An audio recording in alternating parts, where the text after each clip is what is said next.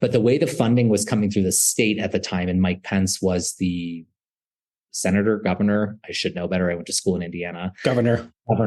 He had declined to receive federal funds for HIV stuff around this sort of homophobia and it going to gay stuff. And they had a huge outbreak. And in this particular town, they had 100 and something people become infected with HIV in a modern day world where all they would have had to do is test people and provide treatment. And that was what you ended up seeing, is sort of being stubborn about how you associated or who you took funds through ultimately led to an entire community becoming infected with HIV that could have been easily prevented. And so that's sort of my take on what will happen if, well, it seems like Tennessee has said they don't want the money, then that's what's going to happen. Those that are at the highest risk are going to just see an increase in infection and potentially other negative outcomes associated with lack of treatment.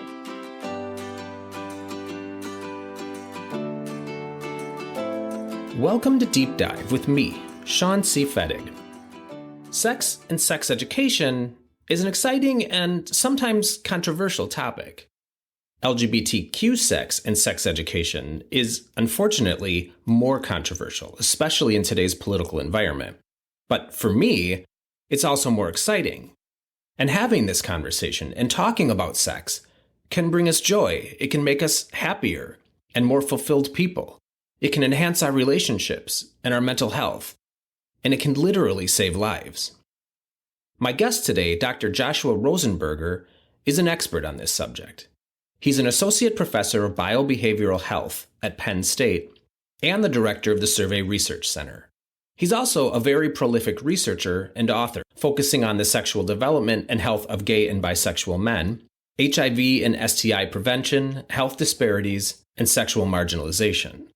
So we talk about all of these things, as well as the concept of gay age, the FDA's recent reversal of their decades-long ban on men who have sex with men donating blood, Tennessee's recent decision to deny federal HIV funds, and the potential impact of that, and the idea of redemption in our contemporary politics. If you like this episode or any episode, please feel free to give it a like on your favorite podcast platform, and or subscribe to the podcast on YouTube. And as always, if you have any thoughts, questions, or comments, please feel free to email me at deepdivewithshawn@gmail.com. Let's do a deep dive.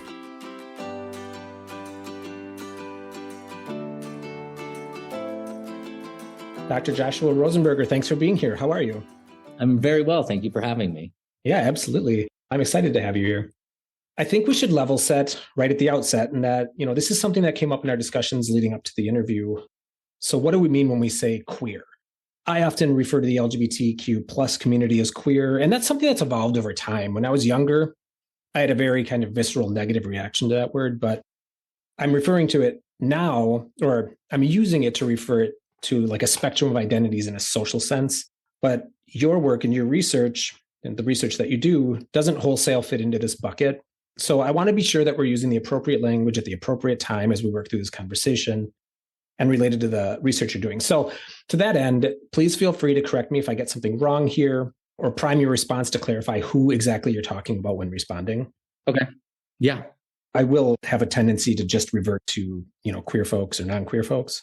And I do fully understand, having read your research and being a little familiar with it, that your research is not targeting an entire community all the time, right? It's almost never targeting an entire community. But with that said, as you just pointed out, queer, for some people, historically was a pejorative term, right? You could say politically reclaimed 80s, 90s, and is used as an umbrella term for sort of anyone that's not heterosexual or cisgendered identified. Mm-hmm. I typically don't use the term. I don't identify personally as queer. I identify as a gay man, which is neither here nor there. But I tend to think of it more in the academic sense of queer theory and queer culture and the sort of politics associated with queer. I'm also just mindful, some people, as you mentioned, some people love it and identify as queer. Other people still find it to be a derogative term and are absolutely against it. And typically when it's quantitative or even qualitative academic research, I try to be very specific on the populations with whom I'm conducting surveys or interviews or collecting data with. Mm-hmm. Sometimes that is based on a gender or a sexual orientation identity. Sometimes it is based on a behavior. So you will hear me, and I'll sort of explain what or whom I'm talking about. A lot of the work I do talks about, or even CDC talks about, men who have sex with men. And that's very much a behavioral term, even though I've yet to meet somebody who openly identifies and walks around as I'm an MSM. But you'll see titles and papers that I write about MSM. And I'm aware that then within that, there are people that may have a different gender identity or a different sexual orientation. And so I am also fluid in the terms I use, just depending on what I'm talking about or whom I'm conducting research with. Mm-hmm. My general go-to then is LGBTQ plus. But I also recognize that even sometimes can be exclusionary. And so it's difficult, and everybody has their own sort of identity around which term they like and also what language. This in and of itself is its own fascinating conversation, because it's making me think about how I actually identify. And, I mentioned I've kind of, for lack of a better way of saying, grown into identifying as queer. You said you identify as a gay man. I don't think I identify as queer in the same way that I identify as a gay man, which I think have internalized much more being a gay man than being a queer person. Do you think of your queerness as more aligned with your political ideologies and your gay manness with your sexual orientation and your gender? Yeah, actually, yeah, you're right. And you're not limited. Well, I mean, I'm not going to tell you what you're limited to, but a lot of people identify as both or one or the other. There are multiple identities. They can intersect, they can overlap, they can be exclusive depending on the person. But that is how I think of it personally, which is why then it's hard for me to say queer people, because usually when conducting research around sexual orientation or gender or behavior, we often give an option in a drop-down box of which of these best describes you. But because queer is that more umbrella term, it's hard to, you could have queer women and you can have queer men and you can have queer males and queer gay people. And there are some that argue that they are heterosexual, but queer because of being an ally in their politics. So it's a confusing thing, even across academic scientists, sociologists, anthropologists, etc. There's no one singular answer. You did also bring up something else that I wonder if you can respond to, and that is there must be a reason that in academia or maybe in medical science, there's a reason that we refer to it as a behavior as opposed to an identity. So, men who have sex with men versus gay men. Yeah, I think it really comes down to a couple of things. What the discipline is that is exploring the topic. So when we think, certainly in medical sciences, things often get relegated to a behavior such as MSM or WSW. And the reason being is because then the outcomes they are interested in are usually associated with that behavior. In medical sciences and public health, it's almost always disease related. Mm-hmm. That has expanded a little bit into more mental health, spiritual health, social health. But even a lot of that is still really outside of traditional medical science or public health approaches. When you can switch disciplines, if you're looking from an anthropology lens or a sociology, or certainly from a women and gender studies lens, more often than not, the behaviors are of the least importance. And it's really about internalization, identity, self-concept in the world, those types of themes. And therefore, who cares necessarily if somebody is an MSM or having sex with men? It's about how do they view themselves in the larger context of their community or environment or historical period in time or global setting, et cetera. And so I think that in part is why you do see variations in which terms are most common. But I don't want to lump everyone together, but in most of the public health medical sciences, it sticks to the behaviors. And then those behaviors, unfortunately, get ascribed to. So for a long time, if they tried to interchangeably say, well, men who have sex with men is the same as gay men, without understanding the nuances of bisexual men or even truly heterosexually identified men who are having sexual interactions with other males or men, which gets us into the gender versus sex argument. And so I think it started with just not being very thoughtful about it and just saying, you're either a man or a woman, and you're either having sex with men or women. And therefore, and we have gotten more and more nuanced over time, but it hasn't necessarily caught up entirely with that numerous combinations or possibility of combinations for gender, sexual orientation, sexual behavior, identity, etc. Mm. Okay, so you're actually touching on a lot that I want to dig deeper into. But before we get there, let's establish a landscape. And keeping in mind, some of the difficulty parsing out the language that we use to identify communities. So when it comes to things like sexual education, socialization, and development, how do LGBTQ folks or specific folks within that community differ from non-LGBTQ folks or the development of traditional heterosexual folks? Yeah, so from an educational perspective, let's just start by saying, from my perspective, we are, as a country, really behind the curve with sexuality education as a whole, regardless of age, regardless of gender. Do you mean relative to other countries, or do you just mean? Both. I mean, relative to other countries, and certainly you could point to European nations and countries that sort of everyone would say, oh yeah, but they're more progressive. And in fairness, we are ahead or more advanced than other countries that are certainly more restricted around topics or conversations around sexuality.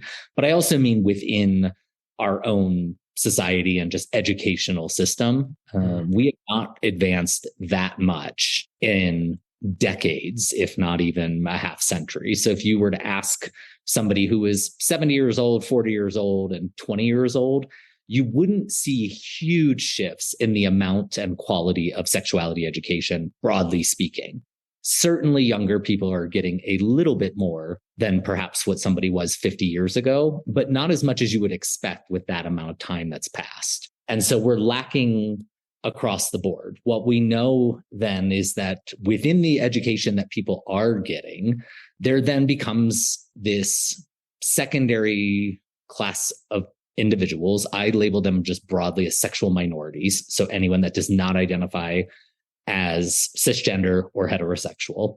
And the education around sexuality almost always excludes them or still limits the conversations to this is what the definition of sex is, which again is very heterosexual and binary of sort of males have penises and girls have vaginas. We don't even really still talk about vulvas as an entire anatomical unit.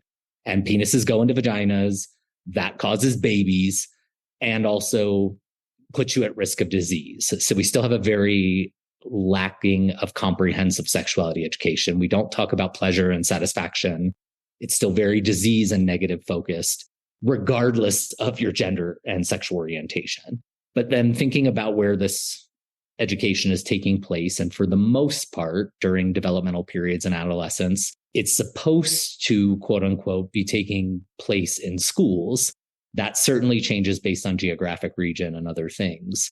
But most individuals then are not subsequently talking about differences that might occur between two people that are same-sex loving or two people that are engaging in same-sex behaviors, or for sure, people that might identify as non-cisgendered or as trans, and what some of their particular sexuality needs are, or health needs, or the nuanced differences than their heterosexual counterparts. This makes me wonder, because you were speaking specific to, the LGBTQ community and sexual development and where we've come over the past, let's say, 70 years. And then that immediately makes me think, and I think you touched on this a little bit, but if we were to take the quote unquote queerness out of sexual education or sexual development, have we advanced at all in this area in how we talk about this? Ooh, good question. Have we advanced at all? Yeah, I mean, I'm always one to be open to acknowledging, even when we have struggles, regardless of the topic, that we certainly have moved forward from where we were 50 or 70 years ago. But again, to my point of, I like to think about it in terms of technology and how far we've come. Think about when the iPhone came out to where we are today and the period of time, and sort of as a human species, our ability to evolve in certain areas in just rapid advancement. And then when we think about sexuality, I think that regardless of the queer or the LGBT aspect of it, we're still sort of teaching the bare minimum, the birds and the bees. We talk about what is sex? How does conception happen? How to prevent that? And then diseases and how to prevent those. There are very few places or individuals or communities, school systems, whatever it might be, that take that next step and really educate on what we talk about as comprehensive sexuality education. And that includes, like I mentioned previously, pleasure, satisfaction. That includes power. That includes sexual violence. That includes sexual politics. All of those things are part of sexuality as an umbrella term. And I don't think our sex education goes far beyond where do babies come from and what are the primary diseases and how to prevent them with condoms. Mm-hmm. That's where we're pretty limited. Well, so this might be this question might be in pursuit of a subjective response, but maybe there's an objective component to it, which is all of these other components that you mentioned that seem to be lacking in our sexual education system now. Do you think that those are necessary components to a holistic sexual education program? Yes. And there is I'm going to get the acronym wrong. I think ASECT, American Association of Sexuality Education or Education Therapists, something to that degree, that actually has, and for a long time, a published list of what actually meets the requirements of a comprehensive and holistic education around sexuality, and includes many of the things and more that I've already talked about. And so I do think that I don't even think that that's subjective. I think objectively, if we want to talk about the domains of sexuality and people's sexual health, and then the subsequent education around those things, here are all of the buckets or all of the circles that need to be addressed. And I think you can make a similar comparison if you were talking about mathematics and you just said, well, math, it's not just arithmetic. Yes, arithmetic is a element or component of math, but there's also geometry and there's also trigonometry and there's also calculus, et cetera, et cetera. And perhaps not everybody needs to, and certainly doesn't get all of those elements, but we also don't walk around talking like, if you've been taught arithmetic, then you understand comprehensively math as a whole. Mm-hmm. What that essentially means is we're living in a reality that doesn't lean into or live up to a reality that you are suggesting, not just you alone, but objectively might be necessary for like a holistic sex education, sexual development. And it makes me wonder then, without that, what are we as a society, and we can talk about this as maybe if we want to limit this geographically, to the United States, what are we as a United States society? What barriers have we erected? And without those barriers, what type of growth could we expect as a society? Does that make sense? It does a little bit. I'll answer, and then you can tell me if I'm answering based on what you're trying to ask. Sure. What I see is, and it's a quote I often use when I start sort of any lecture or talk I get, that, and I say we being the collective public health system, not that I represent them as a whole, but we spend far too much time trying to change behaviors that we don't even understand. And what I mean by that is that we spend all of this effort, money, resources with a particular goal in mind. It might be reducing HIV, reducing teen pregnancy, reducing STD outcomes, thinking of those things associated in the medical science field. And yet, the way we go about creating our policies and our programs and our education are in direct opposition to those goals. And so what we end up seeing is programs that don't work. We are, again, if we're just picking a demarcation in time, I typically make that point around 1980 or so, solely because of HIV and the AIDS crisis or AIDS epidemic that followed shortly after, but you can pick any time point really. And what we see is that 30 years into the AIDS epidemic, incidence and prevalence of HIV cases haven't gone down. What we see around sort of disease burden and incidence and prevalence of STIs like chlamydia and gonorrhea haven't changed. And so all this effort is being put into trying to fix these things. And yet we're not seeing any differences 20, 30, 40 years in. And so to me, it becomes a matter of the studies that have looked at it, the more education that is comprehensive that people have, the less sex they have, the less disease outcome they have, the less negative mental health outcomes they have, the less stigma they have, the more likely they are to use contraception than condoms. And so if we were to really implement and support a comprehensive sexuality education universally and socially, we could get on board with it. What we would see as the product of that is all of the negative aspects associated with sexuality and sex would decrease. We would have a better overall set of outcomes for our society around those types of things. Is it fair to say, given what you just said, are we still in, a quote unquote AIDS crisis? It's just that we have learned how to perhaps medically address it in a way that makes it seem like less of a crisis. Yes, is the answer. And I would actually, and I'm thinking of this on the spot as you just said it, I would actually, from an epidemiological perspective, say the start of what we identified in this country, so early 80s, up until introduction of antiretroviral therapy, which is mid-90s, as an AIDS epidemic. And that is the sort of terminology that people are familiar with now that we have had a pandemic, which is the global epidemic. Actually, HIV has been a global pandemic. But the crisis element of AIDS/HIV, I think very much in the 80s was around who was being impacted most and what was being done about it. And there is much historical reference about the politics associated, the lack of, for lack of a better term, care or urgency, because it was primarily impacting the LGBT community, but really, it was gay men who have sex with men, and trans women that were most directly impacted early on. And therefore, the crisis was a government that was slow to respond, a delay in the development of medications, treatments, et cetera, et cetera.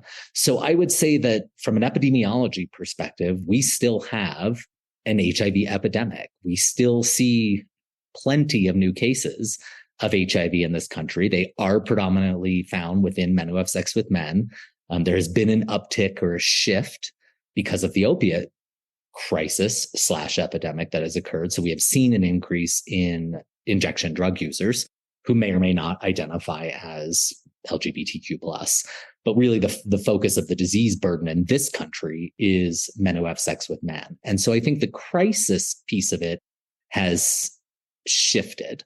So I would still argue that we have an HIV crisis. It is that we have come up with really phenomenal medical treatments. So people living with HIV have no difference from life expectancy than their sort of non-HIV counterparts. And in fact, it is now listed as a chronic disease under the CDC.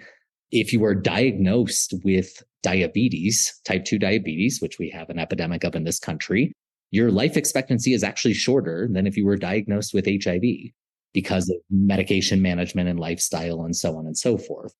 But what we have still or currently now face are bigger issues around stigma and mental health and other aspects that I would lump into the crises or crisis bucket, if that makes sense. So I do want to circle back to this. Yep. And I also want to dig into some very specific components of your research. But before we get there, to just kind of finish establishing a landscape, I do want to talk a little bit about mental health, because I think there is a nexus between mental health and sexual health. Yep. And I'm not sure how steeped in this you are, but it does seem to me that, with all the negative attention lately on social media and the impact that it has on mental health, particularly an emphasis on the mental health of youth, there is perhaps a corollary that is both true, but also in the negative for queer youth. And that is that it may have a detrimental impact on the mental health of queer youth in the same way that it does for other youth. But we also do have research that shows that it plays a critical role in improving the mental health of queer youth, especially when it comes to connection and socialization with other people like themselves. And so I'm wondering if you have any thoughts here. I do. And let me preface it by saying, luckily for you, during the pandemic, I decided to not learn how to bake bread. And instead, I did actually. oh good. Well, I'm glad that you did. I instead thought it would be fun to get yet another degree. So I went and got a clinical mental health counseling degree so that I could also start looking at some of the work that I do from an actual clinical counseling perspective and working with patients one-on-one. And so I am a little bit more steeped in that side of things and the mental health research scope of things. The other caveat is I personally have never used social media. It's not to say that I don't know what it is, but I've never had an Instagram or a TikTok or even so much as a Facebook. So I am also, well, someone who claims in their bio uses and examines the use of technology as it relates to people's sexuality and sexual health. I don't use any social media. So I want to just put that out there before I make a comment on what I think about other people's engagement with social media platforms. And I think that you hit the nail on the head. And the problem is that I don't know that we have enough research to suggest how much weight can be attributed to each category. And what I mean by that is that universally, we do see, regardless of sexual orientation, this negative impact. There are positive aspects of social media, but more and more we're seeing a negative impact. A lot of that gets into mental health and online bullying and self-esteem and trying to live up to sort of false narratives and stereotypes that are portrayed online, et cetera.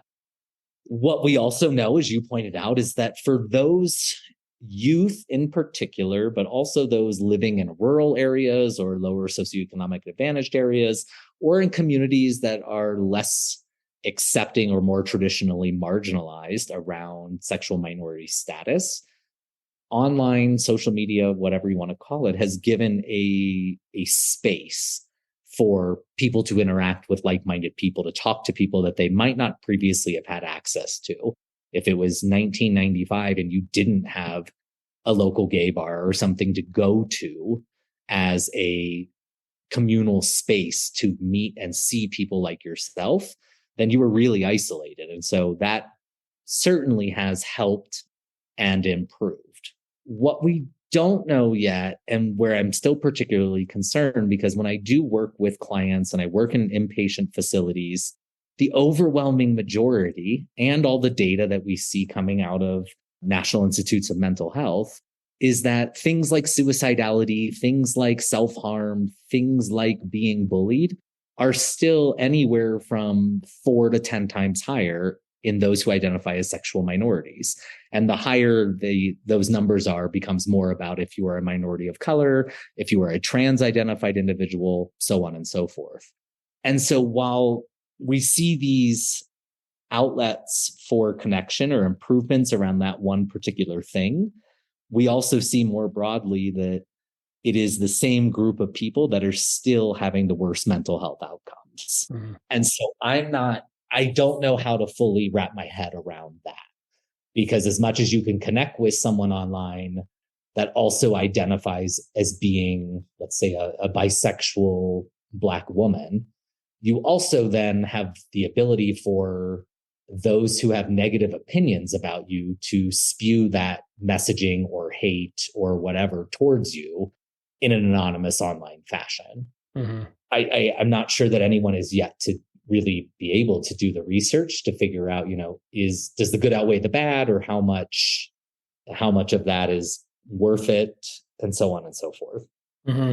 I mean, it is making me think about, I was that kid in the 90s that was in a very rural Midwestern town that connected online in the late 90s, right? And as you're talking, it's making me think about what was different then, because for me, it really was about connection and making friends, right? Which I would otherwise not have. I'd spent 18 years of my life in the same town and I hadn't met anyone. And then, suddenly I have access to the internet and I've got like 4 new friends just like me, right?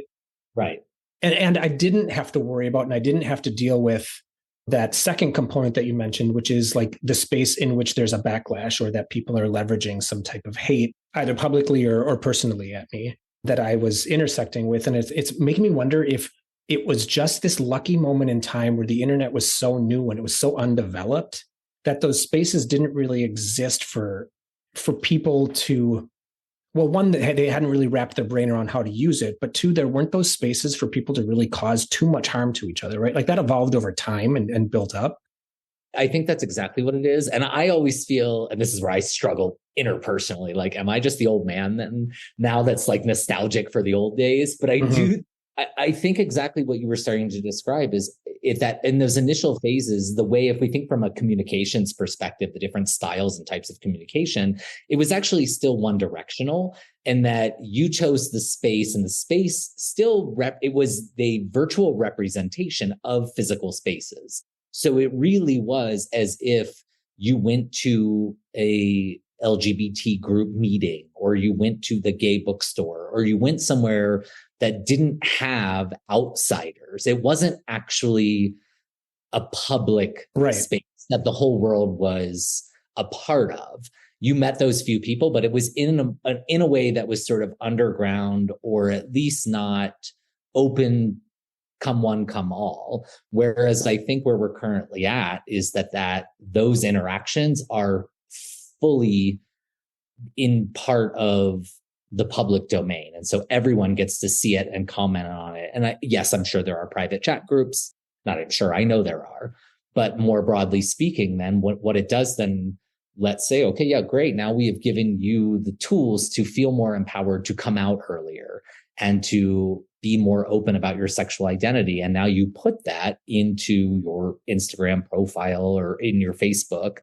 And then it opens you up to Susie Q from Idaho, who's never met you, that just wants to sit at home and say, I think you're a horrible person, or I think that, you're going to hell because of these things, whatever it might be. And no offense to anyone named Susie Q or anyone from Idaho. It's just an arbitrary example, but that's the piece that didn't exist. If you used to go to a physical gay space, anything before the 90s, or you in the early days, quote unquote, of the internet, you didn't have those outside voices or commentators. It really was just those that are like-minded getting together and sharing their stories, their experiences, etc.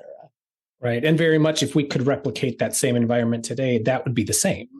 If we could create some type of online space wherein the voices are very like-minded, that would be very supportive and very affirming.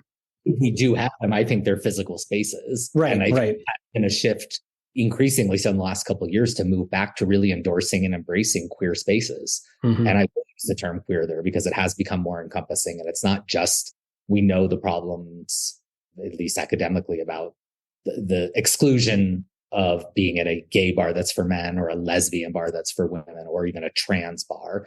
But more and more we're seeing this reversion back to, let's have queer space where people can come and be safe and be together and be able to block out, at least in those moments, those outside negative voices so that they can not focus on that piece. And we know that does improve mental health, having those connections, having youth groups, having things of that nature. Mm-hmm.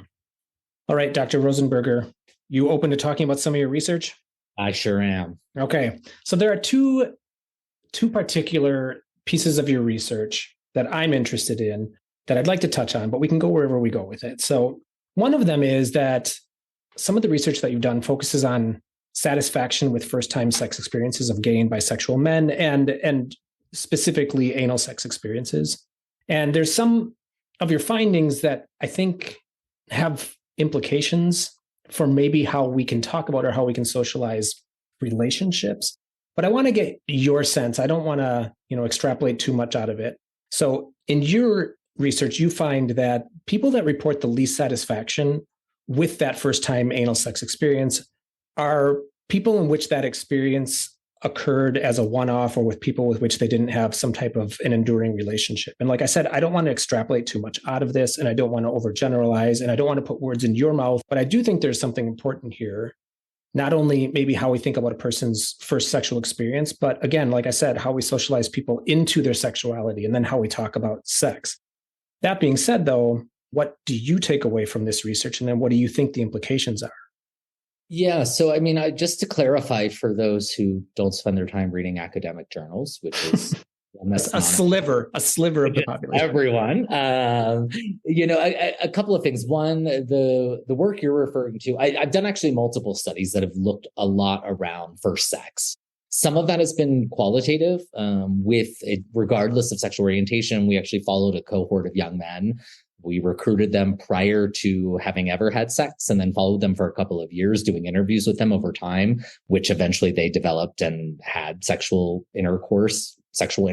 When I say that, I mean penile vaginal and or penile anal intercourse. And then the other studies that you're talking about focused specifically large survey data sets, which we asked men who have sex with men. We also have done this with women who have sex with women, but about their first experience with anal intercourse. It's important when I say that because I've done a lot of separate work that looks at sexual repertoire more broadly. And what we know, and it's an important takeaway I want people to understand, when we talk about quote unquote gay sex, at least with men who have sex with men, it is about 1/3 of all sexual interactions actually involve any type of anal intercourse. So there are a variety of other behaviors. There's mutual masturbation and oral sex and lots of other things that can occur. And gay sex does not always equal anal sex. I say that just... I mean, that's fascinating to me. And I guess I want some clarification. So when you say 1/3, do you mean that 1/3 of the sex that people engage in, men who have sex with men, or I suppose anyone that might have anal sex, 1/3 of the sex that they engage in includes anal sex? Or do you mean that 1/3 of people that have some type of sex with someone of the same sex or gender, that it's anal sex? And so 2/3 of the people don't engage in anal sex. 2/3 for any sexual interaction. So the way that this would look is we've asked almost 100,000 people to give us this huge, expansive set of details about just the last time you had sex. And just thinking about that as a singular sexual event. Okay. We look at things at the event level, and we can do this over time with multiple events, rather than saying like in your lifetime, if you ever had sex, it's think about the last time you had sex. And then we go through, who did you have sex with? How did you know them? And all the behaviors that you did. And what we found with asking almost 100,000 people, 100,000 men whose last sex was with men. We've done this with other combinations, but in that particular group, 2/3 of the time, the last time they had sex, quote, sex, they did not have anal intercourse. Okay. But that doesn't mean they don't have anal intercourse. No. And right. In fact, Got it. Okay. We actually still subsequently asked them about anal intercourse in the last week, last 30 days, 90 days, 6 months, past year. Overall, you do find that the majority of men who have sex with men, about 85+% in the past year, have had anal intercourse. But if you ask just the last time you fooled around or had sex with another guy, 2/3 of the time it's not anal sex. And the takeaway from that is every time we talk about two males or two men identified individuals engaging in sexual interactions, we shouldn't just jump to they're putting penises inside of anuses, because there's so much more that they're doing, and it's not always that way. The reason I say that is because then what we're now talking about is, in fact, the first anal intercourse experience that young men have, and young men is a relative term. But I say that also because we know the sort of age or the developmental period in which people engage in sexual behavior. Oftentimes they're experiencing things like kissing, mutual masturbation, and oral sex prior to engaging in anal intercourse. What we do see then is young men who have had anal intercourse, and it actually holds true for young women as well, have or report more physical and more emotional satisfaction if their first partner was someone that they had more of a connection with, someone that they trusted, someone that they were, and this term is not well defined, but dating or in a relationship with from their perspective. They reported greater amounts of pleasure, both emotionally and physically.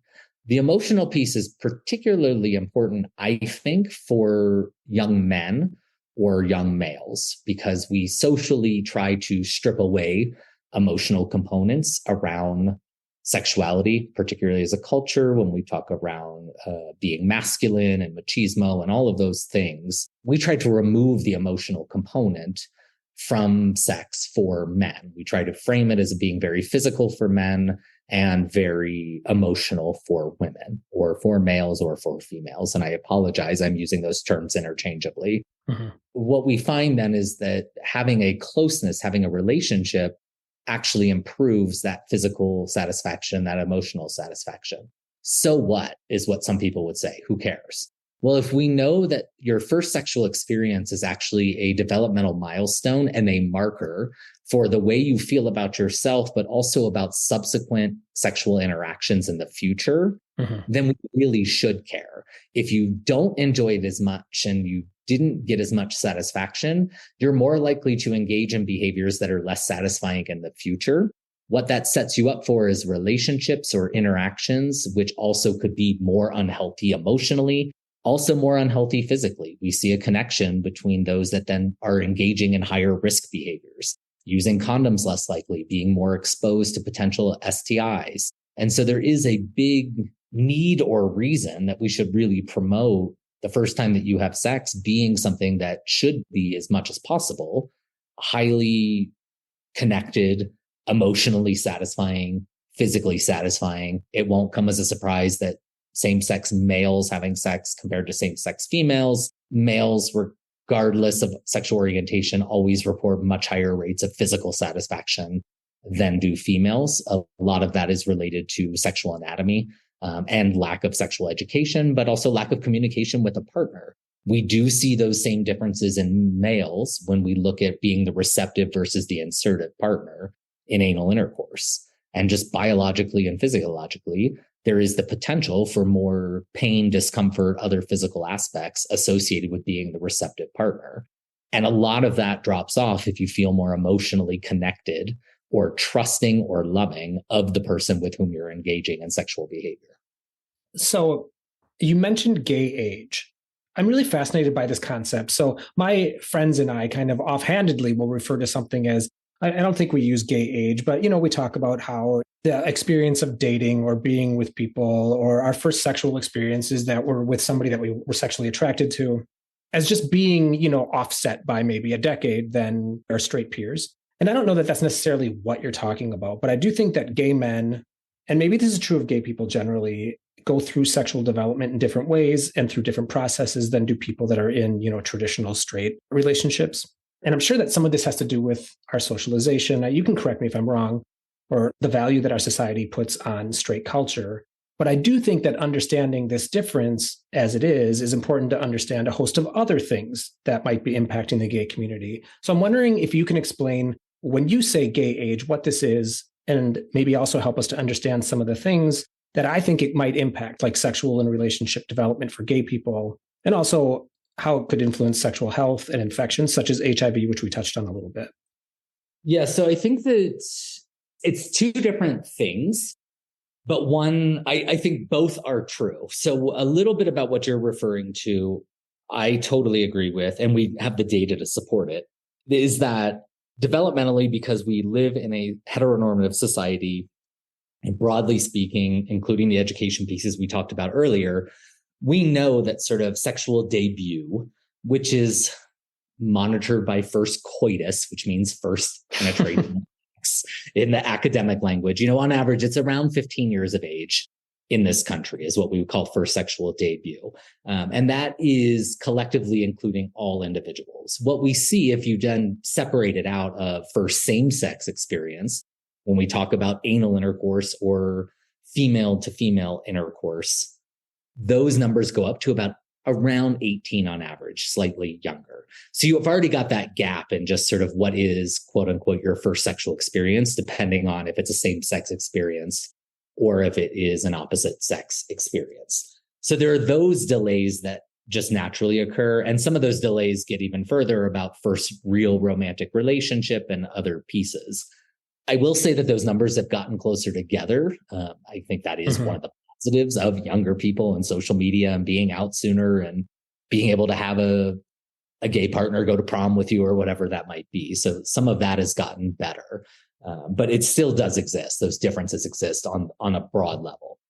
When I'm talking about the term gay age, and it's been written about, and I have to give full credit, the concept was first introduced to me by a colleague, Dr. Kara Exton. And she sat down in my office and sort of ran me through this. It essentially was a theory at the time that she had. And as soon as she said it, it sat with me and resonated with me in a way of like, wait a minute, that's exactly like, that's it. I've just never figured out a way to measure it or talk about it. And so conceptually, what it is arguing is that we have chronological or birth age. So if you ask me how old I am, I would say I'm 40. How old am I? I'm 42 years old because I know what my birth date is. But then the argument is that there is your quote unquote gay age. And what that really gets to is around when did you first come out? When did you first start experiencing some of the sexual behaviors it's associated with being a sexual minority? And then what does that look like for your developmental trajectory? When we've thought about sexuality as a whole, we've always taken it chronologically. And you can go back to psychologists and Erikson and Freud, and we talk about your infant stage and your adolescent stage. But have we ever thought about it with the cultural piece of being a sexual minority? What does it look like if your first Pride event is when you're 13 versus 36? Mm-hmm. What does it look like if your first exposure to substance use, which we know is higher in sexual minority populations, is at 40 versus 22? And can we use chronological age as a singular measure to just say, well, you're 40 years old, and so this is what it should look like, or you're 20 years old based on your date of birth? And so this concept of gay age was a way of trying to take both things into account. Take what your chronological age is, but then also create essentially, how old are you in gay years? You've probably heard or potentially heard the sort of pop culture term, a gayby, which is like a new gay person. But you can see that there is a developmental trajectory around relationships, around sexual behaviors. And people will use different terms. They're in their quote unquote slutty phase, or their relationship phase, or they've been together for a long time and now they're in their post-divorce phase. But a lot of that tends to hold true regardless of what your chronological age is. And so we see then relationships with different age dynamics. We see men who have mental health issues or substance abuse issues that are in their 40s that might be more typically seen in non-sexual minority populations of their 20s. And so it was a way to look at and measure, do we actually see differences if we assign everybody a gay age? And the answer is yes. We see developmental differences based on, if we lump everyone together based on chronological age, here's what it would look like for what 18-year-olds do and what 20-year-olds do and what 40-year-olds do. And then if we take those same people and give them a gay age, suddenly they fall into a different bucket or a different category. And should we then be thinking, when we talk about development and sexual development, should it be based on birthday or chronology of age, or should it be based on where you are in the sort of trajectory of coming out and living your life in the world of it as a sexual minority?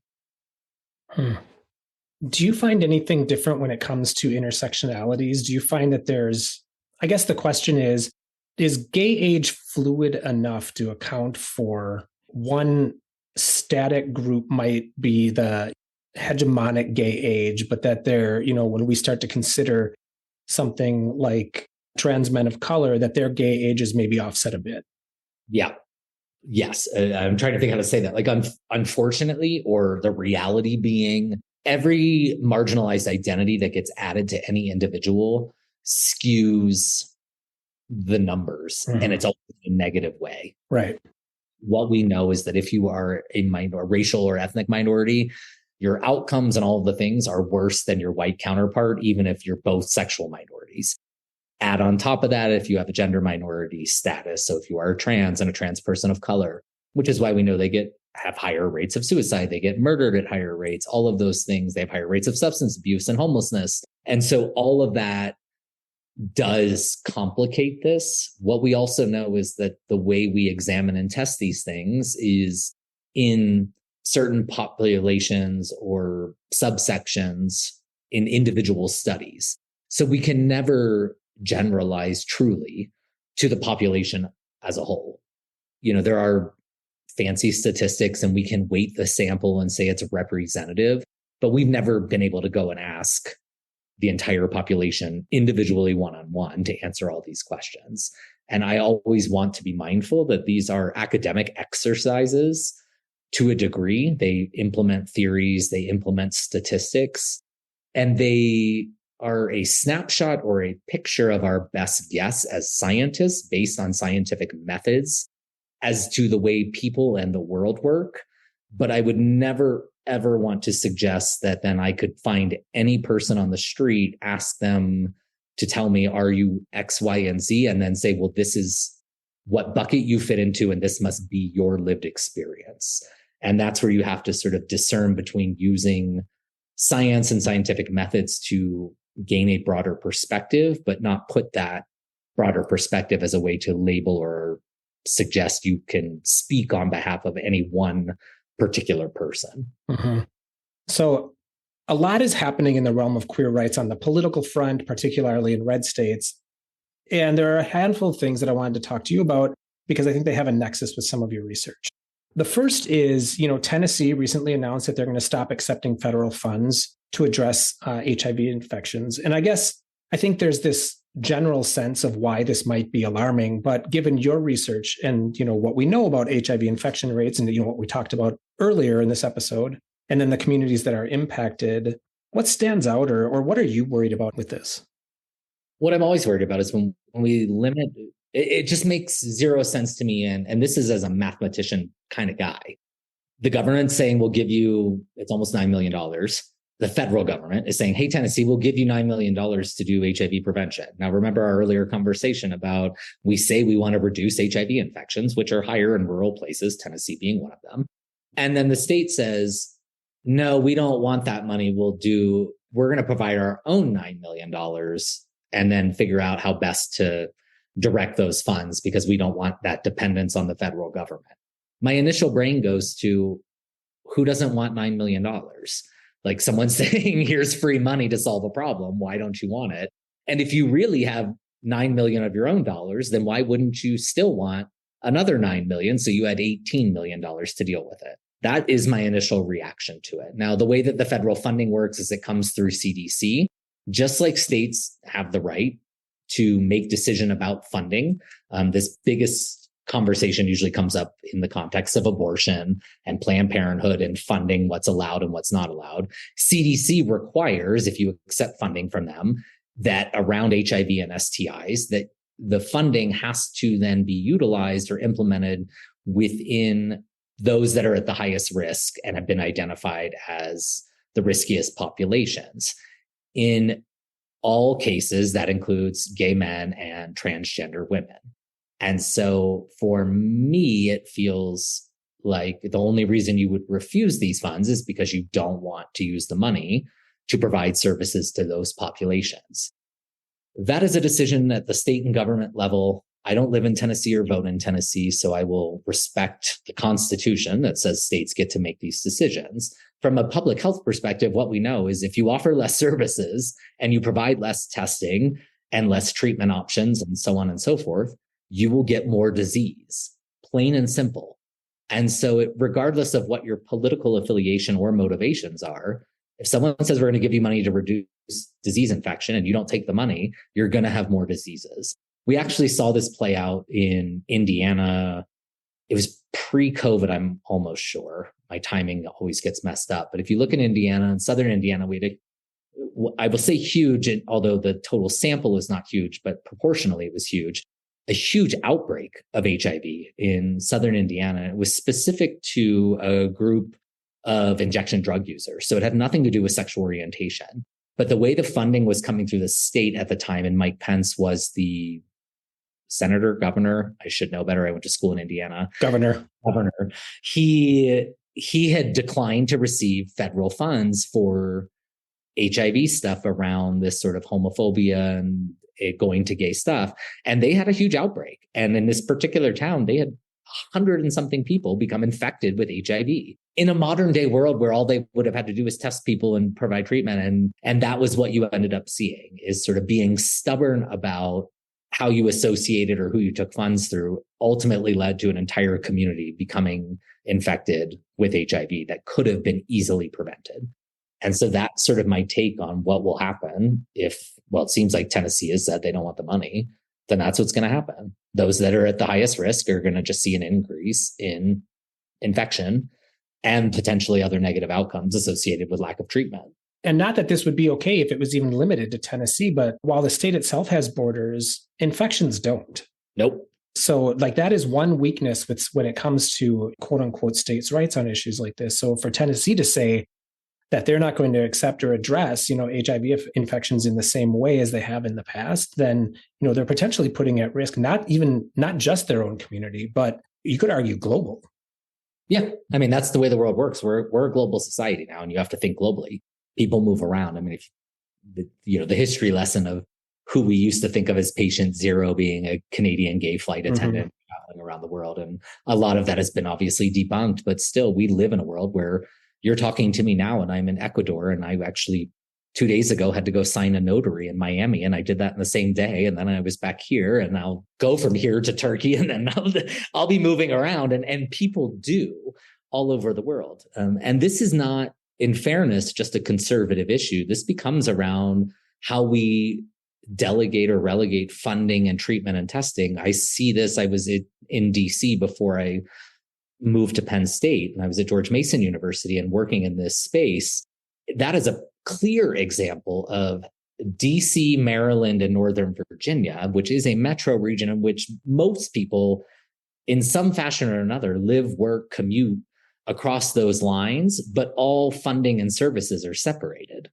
And it really is like, well, if you live here or you test there or you work there, it's your problem over there, without taking into the reality that everybody is moving across those borders daily. And what it look like, I think New York runs into some of that with the boroughs and and I'm not an expert on New York, but I think that there have been issues around organizations and funding that are borough specific versus in Manhattan, as if we're all just because your zip code or your voting block is a particular area doesn't mean that as a human being, you don't travel and then engage in risky behaviors, whatever those might be, in other areas. So on the flip side, what is seemingly good news, the FDA recently announced that it's going to lift its restrictions on men who have sex with men from donating blood. And maybe a bit of history here might be helpful, but what are your thoughts about this and what it means? So I just recently did an interview for, Wall Street Journal or something a couple weeks ago when this first announcement came out. And I am going to be more of a naysayer than you in terms of the flip side and it being positive. It's twofold in my perspective. Yes, it is positive. I said before, I always acknowledge progress. Historically, starting in 1982, there was a ban put on blood donation for anyone that had had sex with men ever in their lifetime since 1977. This was a direct response to HIV/AIDS epidemic crisis, the new development of HIV being found in this population. 100% agree. In the moment of time, contextually, that made sense. There was still very little known about transmission, what the disease looked like. All we really knew, at least at the time, was that the majority of individuals carrying the disease were those who identified or had had sex with other men. As we developed into the mid-90s, we understood what HIV was. We understood how it was transmitted. We understood who got it, and subsequently came up with treatments for it. There started to become a pretty loud voice, both among community members, but then moving into the early 2000s among medical organizations, that we need to revisit the FDA rules on who can donate blood. And that went as far as into the sort of American Red Cross, I think, which was in, I want to say 96 or two, was it? No, it was like 2006. We're mid 2000s. Like the American Red Cross said, hey, FDA, you shouldn't be banning blood. The American Medical Association, as much as like 2010, 2011, said, hey, FDA, This is based on bad science. We now screen all of our blood. Also keep in mind the way we tested blood in the 80s is much different as we've come up with genomics and other ways to run tests. So we could identify these diseases regardless. And for everyone to know, if you donate blood now, all blood is screened, regardless of what the status is, to look for these types of diseases in any donor. And so all of those things advanced. It was by more than a decade ago, it was, okay, there is no additional risk based on this restriction of a man who's ever had sex with a man. So the FDA just last month, a couple of weeks ago, put out their revised guidelines for donation and what that looks like for men who have sex with men. Here's where I think that we have struggled or are not being honest with ourselves from a policy perspective.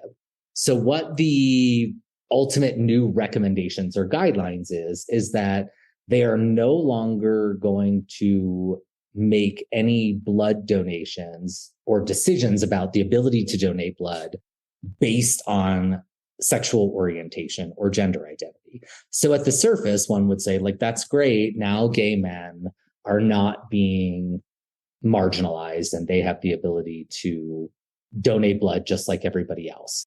But what they have come up with is a system what they call deferrals. And so the deferrals are, here are all of the things that exclude you from being able to donate blood. So that does include still if you are a man who has had sex with men within the past 3 months. Okay, I'm okay with that. We're still using a little bit of an outdated standard, 3 months. Really, we can detect HIV in 1 month, but I'm okay with that from a science perspective. We do know that men who have sex with men have the highest rates of HIV in this country. Although what we also know is that the rates of blood donation and then transmission is so low, it's almost laughable. Go beyond that as deferrals. Any individual who is taking PrEP, which is pre-exposure prophylaxis, which is an HIV prevention medication, is now excluded from being able to donate. In the United States, 95% of those who are taking PrEP are gay men. So now anyone who takes PrEP, which the US government has been encouraging gay men to take, because it does in fact reduce the risk of HIV by 99% when taken effectively and appropriately, meaning you take it every day, you're now all excluded.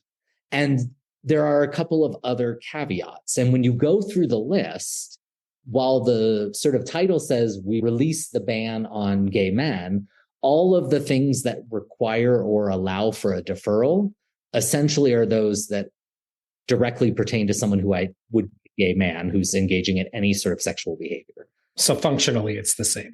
So it's functionally the same. We've changed the language, but we actually haven't changed the policy or the outcome. They have just figured out a more politically correct way of excluding people.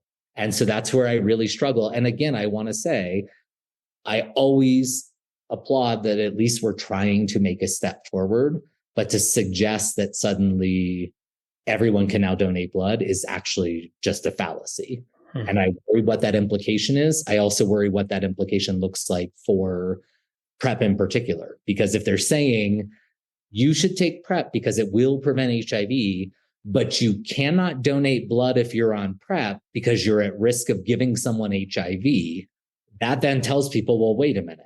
You told me this drug wouldn't make it so I couldn't have HIV. And now you're telling me if I'm taking this drug, I might be a person who has HIV in my blood.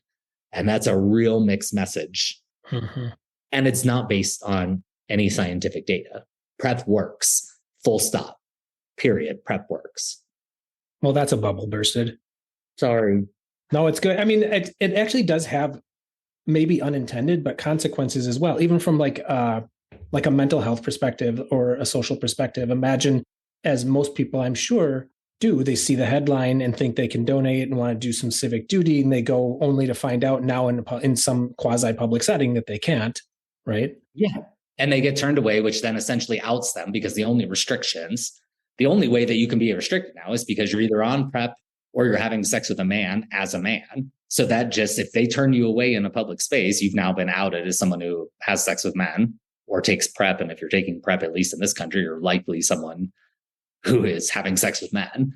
Right. You just got outed and you're still not able to donate blood. And it goes above and beyond blood. They focus always on the blood donation, which I find very fascinating politically, because they were able to temporarily suspend these restrictions during COVID when blood donation was low. So apparently you've been a dangerous population for almost 30 years. Now that we really, really need your blood, the rules don't apply. Now that the pandemic's over, the rules are back. But what I was going to say beyond blood is that people don't realize one of the biggest areas is around cornea donation when you die. We have a real need for people who have a lack of eyesight to get corneas donated. And there's a huge list of people that need them and a huge deficiency in who can donate them.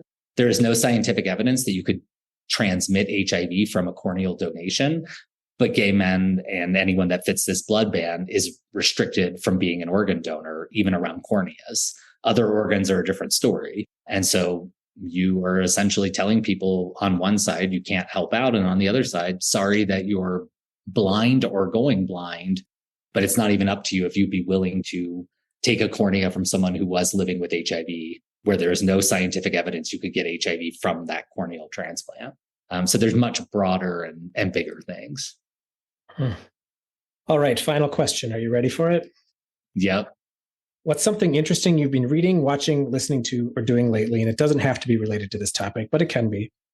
Well, it depends what you classify as interesting, but because the rest of the cultural world has normalized it, I have been fully invested and obsessed with Vanderpump Rules and Tom Sandoval and Ariana and all things Scandoval. And if you don't know what that is, I can't help explain it, but J-Lo knows about it. And so does.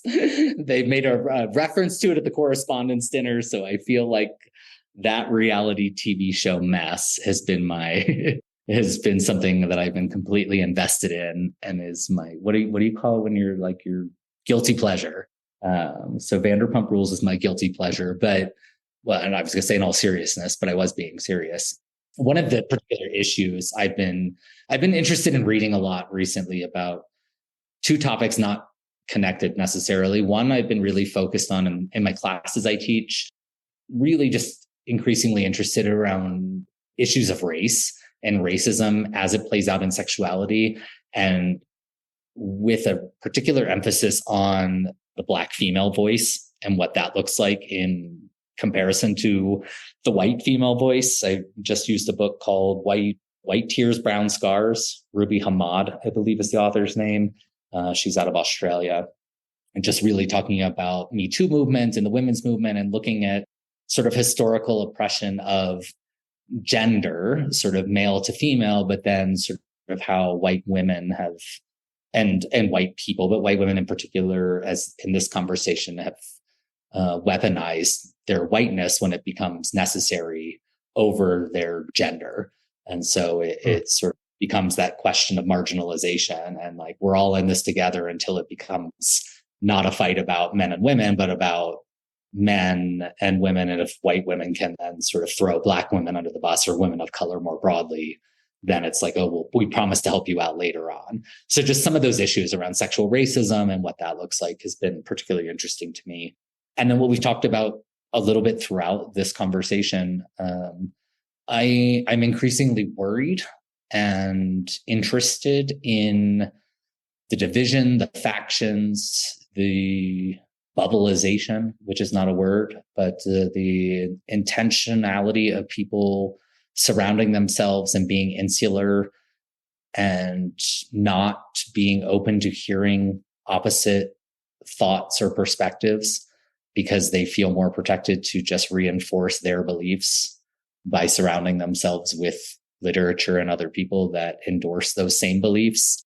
And what that ultimately, I think, is going to lead to, really already has, but will continue to divide us and not help us try to look at the humanity of things and listen to the perspectives of those that we fundamentally disagree with. Mm-hmm. And I really try to read and listen and watch, and as much as I can use the word befriend, people who are polar opposites of me in so many of my views, because I think that's the only way I can either fully be confident in my own views or really try to understand why it is that they're so confident in their perspectives and their views.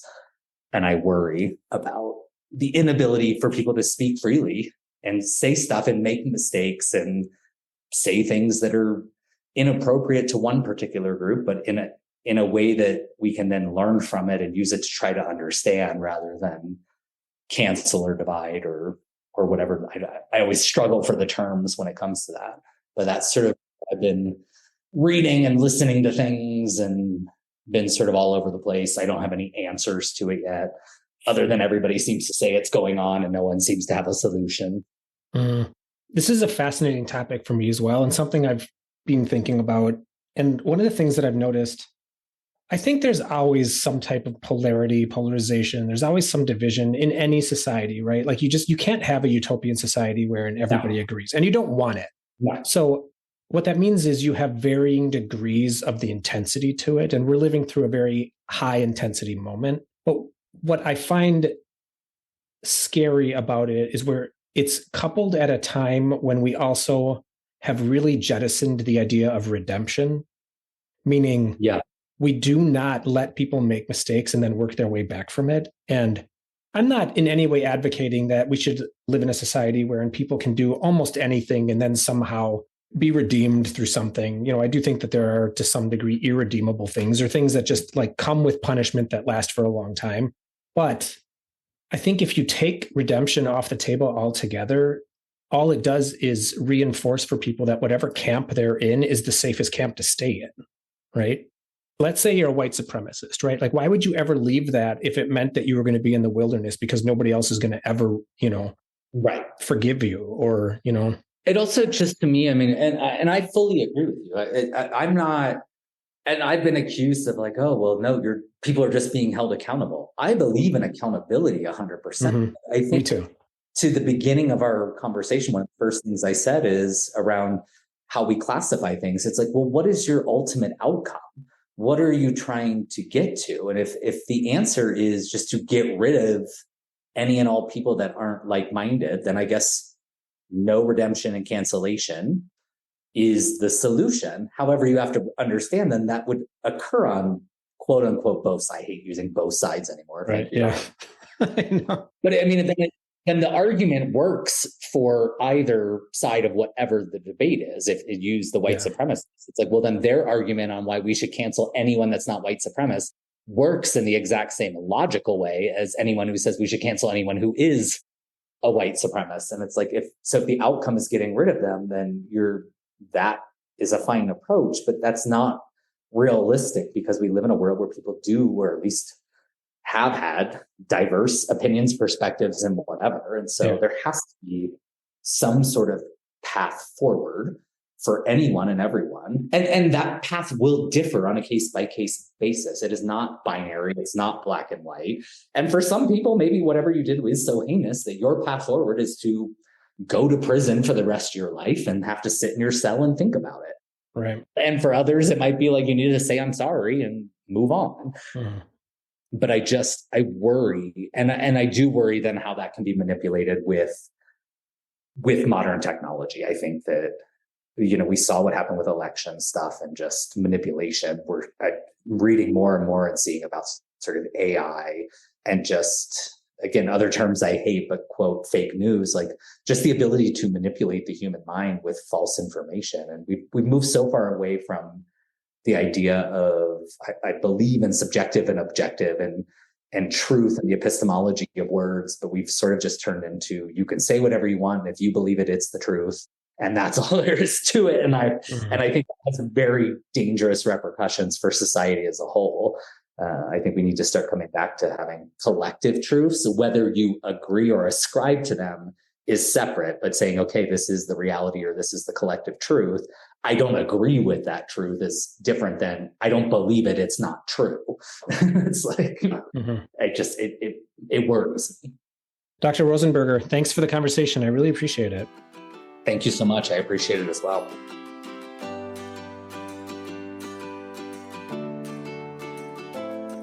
In my final thought, I want to shift gears and talk about the ways that politicians can avoid accountability for the ramifications of deliberately discriminatory legislation.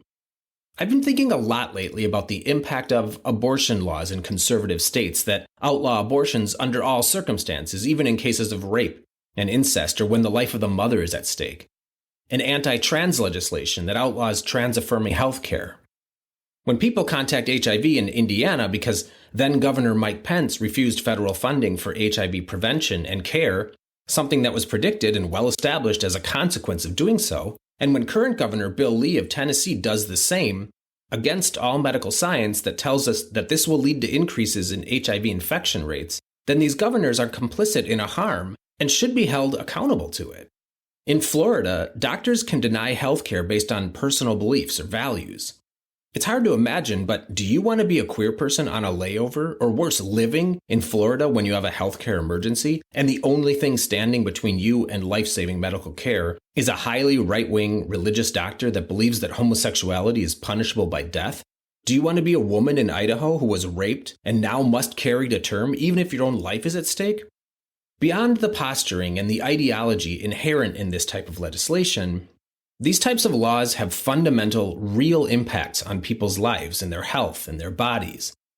Politicians, driven by personal beliefs, by hatred, maybe religion, but certainly not science, are passing legislation today that is intended to harm specific people. And in some cases, it kills people. And they're doing so via the legislative process, which also protects them from any legal accountability for the damage they're doing. Because in the United States, we have a long-held norm, and in some cases actual law, that shields politicians from the negative impacts of the legislation they write and pass and sign, etc. In fact, the Constitution protects members of Congress from arrest and prosecution for things said and done in their official capacity. And I get it. This makes sense for a handful of reasons. Most legislation has both beneficial and harmful impacts. There are winners and losers to most legislation. So if all losers could claim harm and pursue politicians criminally for that harm, there'd be chaos. Also, we need legislation related to complicated issues, and it's not always clear how to do that to best reduce harm. And finally, I get that it's difficult in some circumstances, although not all, to draw a direct line between legislation and harmful outcomes. And so I want to make a distinction here between legislation that is doing its level best to address serious issues in pursuit of doing the most good for the most people, legislation that's driven by and subsequently reflects science and the input of subject matter experts, versus legislation that is specifically designed to harm certain people. Legislation that's derived from animus and used toward political ends, targeting specific groups or communities that have negative real-world, sometimes physical, sometimes deadly consequences for people. When that is intended and a predicted result, this should not be shielded from accountability. It's not good government that allows individuals to hold an office that they can then leverage to legally hurt people, especially when personal animus motivates the legislation, and that legislation flies in the face of established science and fact.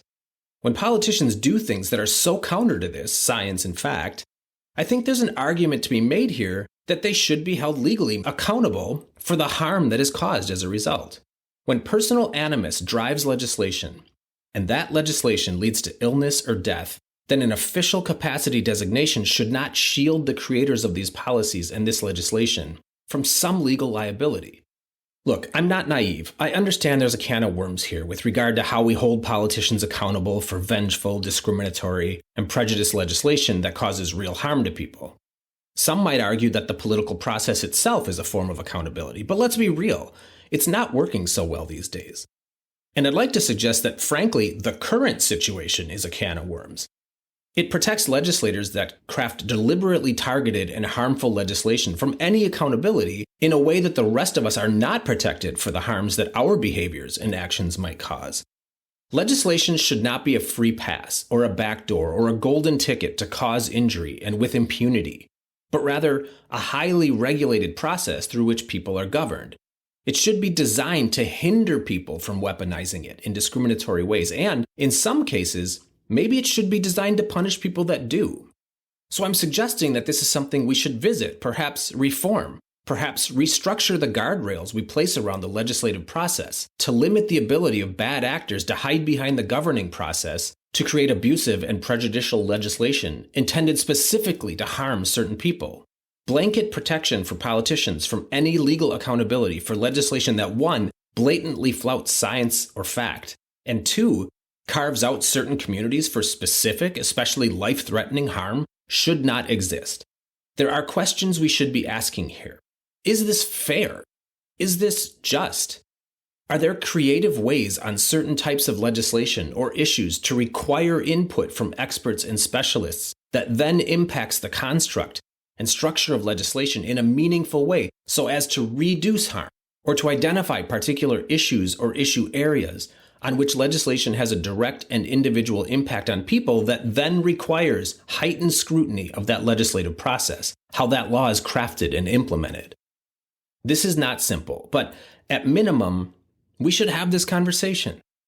In the absence of it, queer people and women and people of color and immigrants, children, essentially all people that don't make up dominant white heteronormative Christian society are being deliberately abused and violated and harmed by legislation intended to do just that, and that's not acceptable. All right, check back soon for another episode of Deep Dive. Chat soon, folks.